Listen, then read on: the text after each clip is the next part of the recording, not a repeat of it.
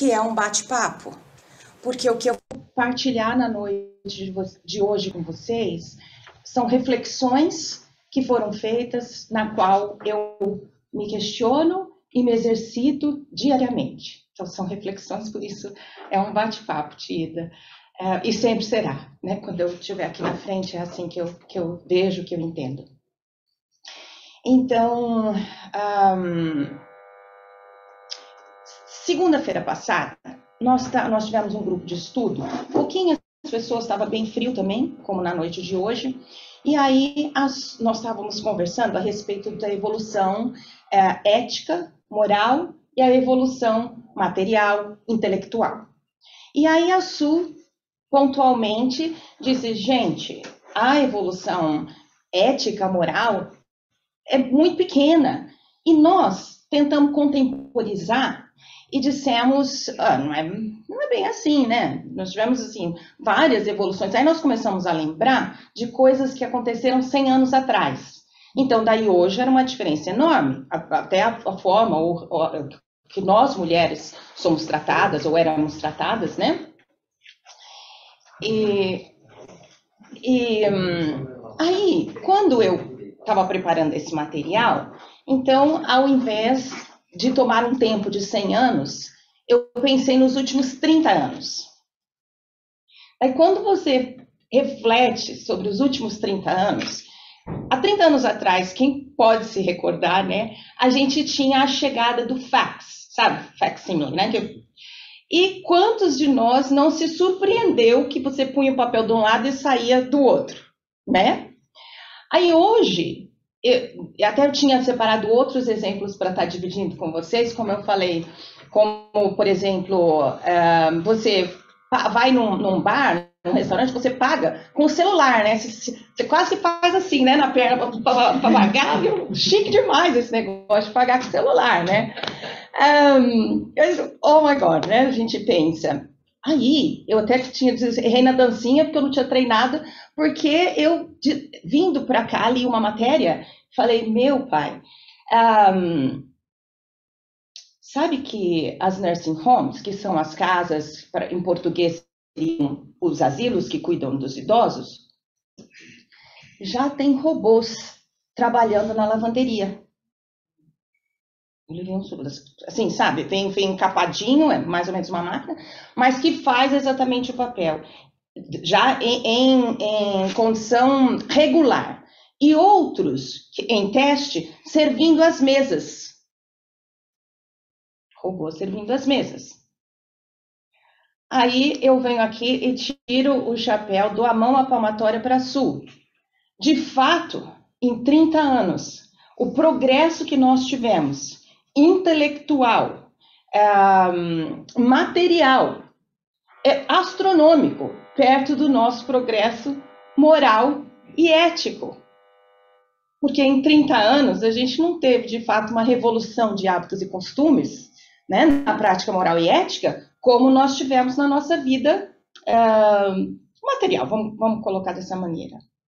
Aí eu comecei a refletir, por quê, né? Por que a gente ficou stuck no que diz respeito ao nosso progresso moral e ético comparado com o intelectual ou físico? Aí eu pensei assim, a gente quando criança vai na escola, vamos colocar de 4, 5 anos até mais ou menos 17, né? Sem contar a faculdade, a gente estuda pelo menos 6 horas por dia, não é verdade? Nós temos 2 meses de férias, às vezes mais, 3, 4, mas podemos até colocar 3 meses de férias. Então, por 9 meses, a gente estuda uma média, óbvio, eu tenho, infelizmente, pessoas que não têm acesso a essa educação, mas, em geral, 6 horas por dia.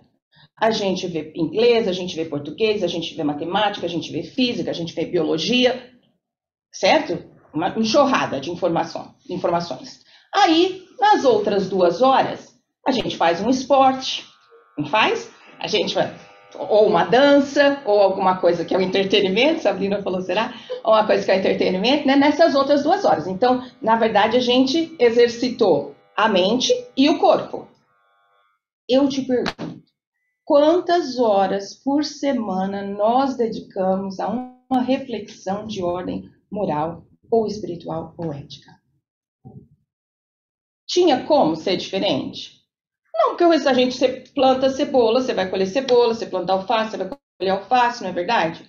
Você não vai colher diferente disso. Então, na verdade, nós somos o resultado dos nossos exercícios, né? Aí, então, a gente hoje vai fazer o convite de nós pensarmos nessa questão de evolução ética e moral sobre por que nós vamos chamar de amor invertido? Estamos chamando, porque sobre um conceito do auto, né? O auto, que seria aquilo que diz respeito a nós mesmos. Então, a gente pode falar sobre autoconhecimento, ou a gente pode falar sobre autorreflexão, né? Nós fizemos um apanhado sobre o que a gente já havia conversado nas últimas 8 semanas, nos últimos 2 meses. Daí eu cheguei à conclusão que não ia dar para a gente cobrir todos esses assuntos que haviam sido tratados, mas nós elegemos 2 para a gente estar conversando sobre este olhar do alto. Antes disso, eu queria perguntar uma coisa para vocês. Quem aqui, ou de casa, frequenta a academia ou sai para caminhar? 1, 2, 3, 4, 5, beleza. Quantos aqui fazem caminhada? Eu vi você levantando a mão aí de casa. ou vão para a academia há mais ou pelo menos 3 meses. Ok? Beleza. Respondendo. Todos os dias. Todos os dias no exercício. Beleza. Aí eu pergunto, o primeiro dia que vocês se foram para a caminhada ou para a academia, foi exatamente ou é exatamente igual a 3 meses depois, ou o dia de hoje? Qual foi a diferença? Quem me ajuda? Mais fácil. Ficou mais fácil. Por quê? Constância. Que mais? Disponibilidade. Rotina. Foco. Esforço. Dedicação. Tempo. Não é verdade? Todos esses quesitos. Desta forma, se nós desejarmos progredir moral e eticamente, não tem muita diferença, né? Outra coisa, por exemplo, quem pode me citar a razão pelo qual fez a inscrição na academia ou começou a andar? Ilusão. Ilusão é uma boa. Mas fora a ilusão, assim, o que estava contido na ilusão? Vamos dizer assim. Para se sentir melhor, busca de saúde, melhorar a saúde. Para melhorar a saúde. A emagrecer. Beleza. Eu queria isso. Obrigada. Então. Por exemplo, para emagrecer. O Helder podia falar, não, eu queria ficar mais musculoso, né? Que ele é todo bonitão, todo sarado. Para perder a barriga, ok. O que isso significa? Que a gente tinha o que ou tem? Um objetivo. Isso. Um objetivo, uma meta. Desta forma, se nós desejarmos, em qualquer momento da história, evoluirmos moral e eticamente, é isso que a gente precisa ter. É essa dedicação que a gente precisa fazer, não é verdade? Ou dar, ou imprimir. Então, nós tivemos a felicidade de visitar a exposição do Van Gogh, que não percam se vocês tiverem oportunidade. Eu não sou comissionada, mas é imperdível. Vale muito, muito a pena. E lá, que foi uma viagem mais do que uma exposição, a gente leu algumas quotes, algumas... Me ajuda para quotes? Frases do Van Gogh, obrigado. Frases do Van Gogh.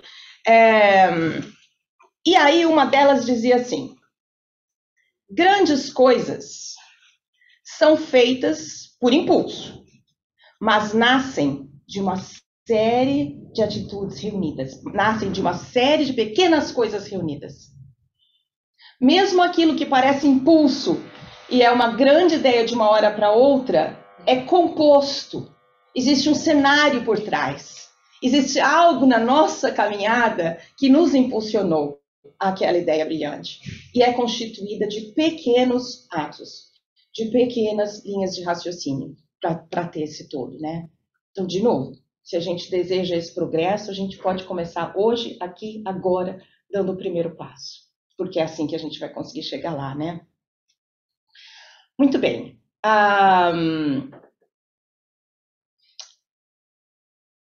Fica o convite para que a gente possa ressignificar muitas das nossas experiências, para que a gente possa escrever de novo, que a gente possa pegar uma página em branco e falar: agora eu vou me organizar, agora eu vou escrever uma coisa diferente para a minha história, né? Perdão. E porque quando a gente fala sobre o auto-amor, existe uma diferença muito grande entre auto-amor e soberba. Auto-amor e um excesso de orgulho. Auto-amor e o dono da razão. Existe uma relação bem diferente, certo? Porque quando a gente não vê essa trajetória da ética e da moral sobre o olhar do amor, a gente muitas vezes tem um apego excessivo à culpa.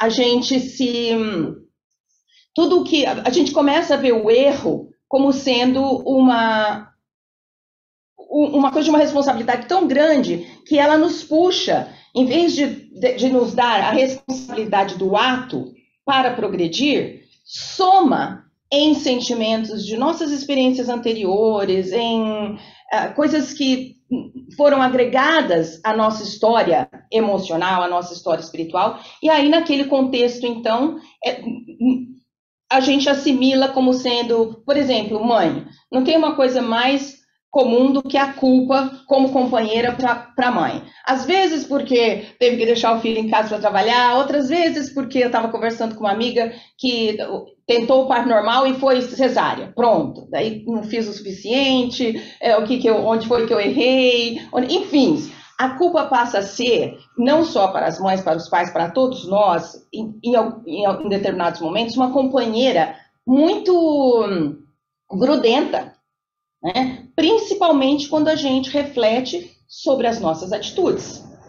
E aí, quando a Sabrina comentou a respeito do estudo que a gente faz e que a gente deve estar fazendo sobre a luz de Joana de Ângelos, very soon, né? Daqui a pouco, é para que a gente possa, dessa forma, ressignificar os nossos sentimentos e avaliá-los como sendo só um passo para o progresso.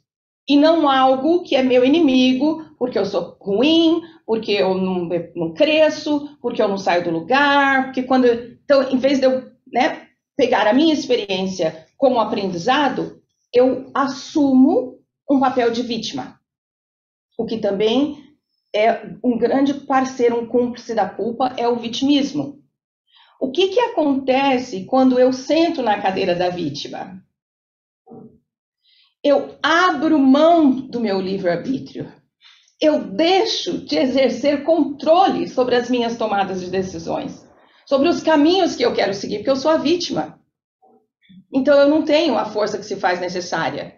Eu não tenho as rédeas, eu não tomo as rédeas para mim, porque eu sou a vítima. Então eu sou a culpada, eu sou a pior pessoa do mundo, eu não progrido, porque eu estou sentada nessa cadeira que não deveria ser por nós ocupada, que é a cadeira do vitimismo.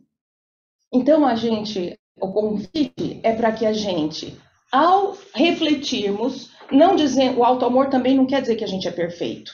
Se a gente fosse perfeito, a gente não estava no planeta Terra, não é verdade? O auto-amor é um olhar carinhoso que a gente tem para com os nossos espaços de progresso. Para aquilo que está equivocado em mim, por várias razões, precisa ser ajustado, mas pode ser ajustado sobre o olhar do amor, do auto-amor. Então a gente vai ver dois assuntos, aqui estamos quase chegando no foco, nós vamos ver os dois assuntos que foram escolhidos para serem vistos sobre esse olhar, que foi obsessão e caridade. A gente teve o Silvio falando sobre obsessão, daí só para lembrar, são 4, até eu acho que o tema da palestra do Silvio era meu amigo obsessor, o que vai caber muito bem hoje. Eu vou relembrar para a gente os 4 tipos de obsessão. A mais comum e que a gente prefere, é confortável de pensar, é aquela que acontece do plano espiritual para cá. Porque, de novo, eu sento também na cadeirinha da vítima. Alguém está me obsediando, eu sou uma santa. Eu não sei o que acontece que alguém está me obsediando, né? Ok, esse é um dos tipos de obsessão. Aí a obsessão pode acontecer daqui para lá. Quando, por exemplo, eu sempre cito, é o mais prático, a gente perde um ente querido e não consegue se desligar.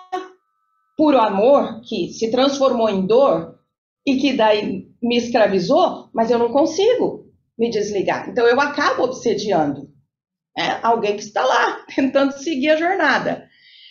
A outra obsessão é aqui, ó. Eu tenho um desentendimento com a Andréia, aí eu resolvo falar pro Tico sobre a Andréia como se não tivesse amanhã. E a Andréia. Então eu obsedi a Andréia aqui, ó. Na carne, eu e ela e eu. A Andréia, ai, tô com mal-estar, olha eu. A Andréia. Ai, nossa, hoje eu acordei esquisita, pensando que o amigo de lá sou eu. Aqui na pobre coitada. Né? E o quarto? A quarta obsessão. Quem chuta? A auto-obsessão. Que é a mais cruel. Que é aquela quando a gente se critica exageradamente, quando a gente se põe para baixo, quando nós perdemos o nosso valor ou quando nós entregamos o nosso valor para outrem, ao invés de cuidarmos dele. Então, o convite da noite de hoje é aquele amigo que o Silvio falou, meu amigo obsessor, que nós também hajamos, que a gente haja, não sei se estava correta a conjugação, que a gente haja também com amorosidade, conosco mesmo, para nos livrarmos dessa auto-obsessão. Pensa assim em alguém que você gosta muito, muito. Não vou citar a relação de filhos, porque alguns não têm filhos, então vamos pensar em outra coisa. Pode ser um companheiro, pode ser um amigo, pode ser uma mãe, pode ser um pai, não importa. Mas alguém que você gosta muito. Como que a gente cuida dessa pessoa? Quando essa pessoa está chorando, quando essa pessoa está doente, quais são os sentimentos que a gente tem para com ela? Como que a gente quer ajudar essa pessoa? É assim que a gente tinha que se ajudar nesse progresso. Era assim que a gente tinha que abraçar o nosso lado sombra, que o nome do bate-papo de hoje, inclusive, era... Me ajuda, Helder? Como transformar... Encarar nossas sombras... Não. Para se transformar em luz, alguma coisa assim, encarar as nossas sombras para nos vermos como luz. Para nos vermos como luz. É lindo também, não é? Então é justamente isso, que a gente encare aquilo que está em progresso em nós, que a gente possa identificar aquilo que a gente precisa melhorar, mas que a gente se abrace amorosamente, que a gente trate com carinho aqueles passos que nós precisamos progredir. E aí, o outro assunto que foi tratado a semana passada, que é caridade, né? Quem lembra como ela definiu caridade? Lembra? Ela deu... Aliás, é uma definição de São Paulo, né? Ninguém lembra? Eu vou falar. Tudo bem, eu passo a cola. Ninguém lembra? Não? Ok. Ela falou que a definição de caridade é a benevolência, a indulgência e o perdão. Né? Então, a benevolência é o passar do bem, é tratar com bondade, com afabilidade, com carinho, é tratar assim. Então, é nos tratar assim. Indulgência é quando a gente aceita as diferenças que está no outro. Então, a gente também precisa aceitar as diferenças que estão em nós. Por isso que o jogo da vida seria ideal se a competição fosse só da gente para a gente mesmo. Como eu estou hoje, um pouco melhor que ontem, tá ótimo. Como tá a Sabrina, não tanto faz. Que deveria ser um jogo só de mim para mim mesma, né? Como que eu vou estar amanhã melhor? Que eu vou seguir esses passos. Então amanhã eu vou estar melhor. E o perdão, que também é um exercício muito difícil quando o auto-perdão. Quando a gente fala, that's okay, costuma falar aqui, tá tudo bem. Ah, mas eu errei, mas eu fiz errado, mas eu xinguei, eu perdi o meu bom humor, ou eu me destemperei. That's okay. Ah, é certo? Não, não é certo. That's okay. Vamos ver o que a gente pode fazer a partir de agora. Vamos ver como é que a gente, ao identificar o equívoco, como que a gente canaliza para agir diferente. Beleza. Aí, a gente também foi um show aí, pensa no povo que sassaricou o final de semana inteiro, que vocês estão podendo perceber, né? E aí, uma das músicas que a gente andou ouvindo foi aquela que diz: é preciso amar, como se não houvesse amanhã. Porque se você parar de pensar, realmente não há. Então é preciso amar o outro, é preciso amar a proposta do bem, mas é preciso a gente se amar, como se não houvesse amanhã. Porque, de fato, não há.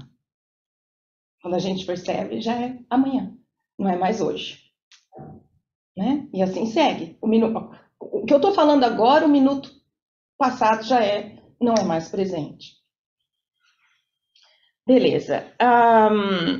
E aí também, para nos ajudar e nos inspirar, tem uma autora, eu não sei como que a gente poderia classificá-la, chama Brené Brown, perdão, e ela cita um discurso de Theodore Roosevelt, quase sempre, não quase sempre, mas nas coisas que ela fala, e tem uma parte, eu não sei se vocês já ouviram esse discurso, chama o discurso de não sei o que, agora não consigo lembrar, me desculpem, mas uma frase que ele diz, que eu gostaria de partilhar com vocês também, porque às vezes a gente entra nesse processo de culpa ou entra nesse processo de desamor pelos inputs ou pelas feedbacks que a gente recebe de outras pessoas. A gente se deixa abater, porque às vezes às vezes nós somos críticos conosco mesmo, mas às vezes as pessoas também podem ser muito críticas, né? E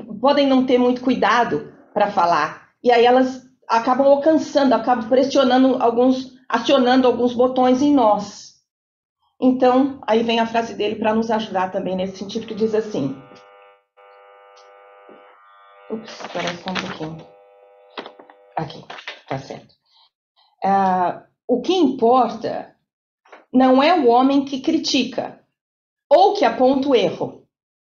O importante é o homem que está na arena, com a face coberta de poeira, suor e sangue, que luta com bravura, que erra e seguidamente continua tentando, sem desistir, sem parar. Que a última coisa que a gente podia fazer era desistir da gente. E daí lembrar que o todo, quando isso Gandhi diz, né, e é muito, muito legal da gente pensar, o todo é a composição das suas partes, não é? Então, se a gente quer viver numa sociedade mais justa, numa sociedade mais humana, então nós precisamos fazer parte desse todo. E o nosso progresso ético e moral é uma ferramenta fundamental para que isso aconteça, para que a gente viva numa sociedade mais humanizada. Então, nós temos que nos tornar mais humanizados. Mas essa humanização tem que começar à medida que a gente se ama, à medida que a gente se deseja o bem, à medida que a gente se cuida. Então, a mensagem da noite de hoje era essa, para a gente se amar tanto quanto a gente ama a pessoa mais querida das nossas vidas. Pensa nela e fala assim: então eu vou me exercitar nesse amor, nessa aceitação, nesse respeito, nesse auto-perdão. Então, essa era a mensagem para a noite de hoje. Eu vou fazer uma oração para a gente... amor, eles não vêm mais orar com a gente. Você está pensando nas crianças? Perdão. Ok, tá bom. Beleza. Então vamos esperar o pessoal tá se preparando para o passe. Só para lembrar, então, antes da gente fazer a oração final, nós saímos daqui, vamos para a primeira sala, que tem a última porta à nossa direita, aqui no corredor, né? Fica a sala de passes, e aí os trabalhadores, os passistas já estão lá para receber vocês. Nós vamos fazer a oração, depois permanecemos em silêncio, já que as crianças vão primeiro para o passe. Assim que elas terminarem, um dos trabalhadores vem avisar que chegou a nossa vez, tá bom? Aí a gente aproveita, fica esse tempo em oração para colaborar. As pessoas que estão em casa, que a gente deve voltar depois do passe, passando uns 10, 15 minutos, se também quiserem ficar em oração para estar recebendo essa energia, como a gente está falando, é uma energia, né? Então, ela é possível de ser percebida e recebida aonde quer que a gente esteja, tá bom? E enviada. Para quem quiser ficar à vontade, pode fechar os olhos,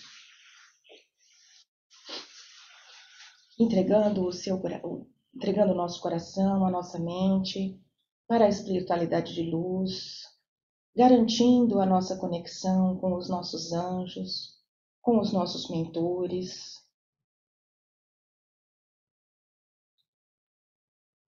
autorizando a aproximação,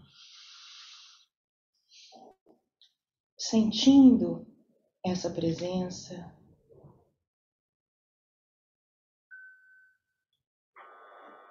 Senhor, na noite de hoje, pedimos que tenhamos serenidade. Serenidade para processar o auto-amor. Serenidade para aceitar aquilo que nós não temos como mudar, que são muito poucas coisas. Mas para aquelas que nós não temos como mudar, que a gente tenha a resiliência que se faz necessária e que a gente aproveite a oportunidade de exercitar a nossa fé. Pedimos então essa serenidade, tanto quanto para as coisas que não conseguimos mudar, tanto quanto coragem para aquelas que nós podemos mudar. Coragem para tomarmos uma atitude, coragem para abraçarmos o livre-arbítrio, para escolhermos o livre-arbítrio como melhor companheiro e assim, inspirados pela espiritualidade de luz, tomarmos as atitudes adequadas ao nosso progresso moral, ético e espiritual. Também pedimos para termos sabedoria, a fim de conseguir distinguir uma coisa da outra.